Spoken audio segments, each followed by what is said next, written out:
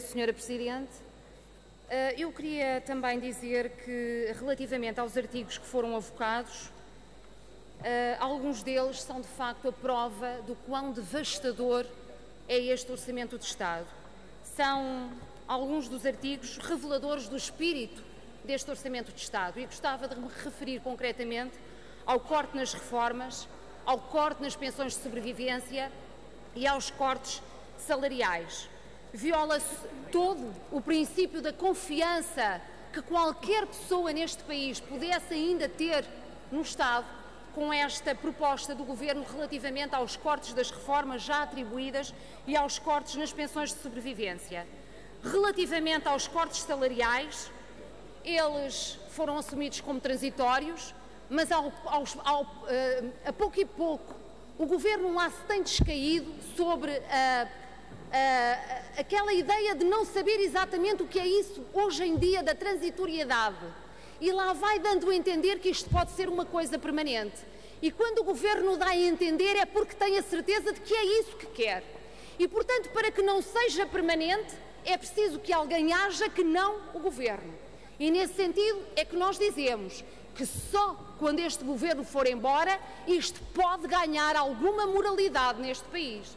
E, senhoras e senhores deputados, cortes salariais, como o Governo propôs, para pessoas que ganham um salário bruto, porque a gente às vezes fala dos salários e nós temos às vezes tendência para pensar que isto pode ser um salário já com os impostos deduzidos. Nada disso. São salários brutos de pessoas que ganham em salário ilíquido 600 euros, foi o que o Governo propôs. Senhoras e senhores deputados, isto é de uma absoluta imoralidade. Dizer que estas pessoas ainda têm que contribuir mais, como diz o Governo, para o sacrifício que é de facto para este país, pagar os juros que nós pagamos e pagar aquilo que pagamos à banca, é de facto uma coisa absolutamente terrível. Agora, eu queria terminar, Senhora Presidente, só para dizer isto. Na política deve-se aplicar também uma coisa que se chama princípio da precaução, que é uma coisa muito cara aos ecologistas. E o princípio da precaução, neste caso concreto, deverá ditar o seguinte: se nós, Governo, agora, obviamente, tem alguma réstia de dúvida ou pode ter uma ideia de que há artigos no Orçamento de Estado que podem conflituar com a Constituição, não deve avançar com essas propostas. Porque ao avançar com estas propostas está a assumir: eu posso apresentar um Orçamento de Estado que é inconstitucional. Logo, a partir daí tem que assumir todas as responsabilidades. É um risco muito grande, senhores membros do Governo.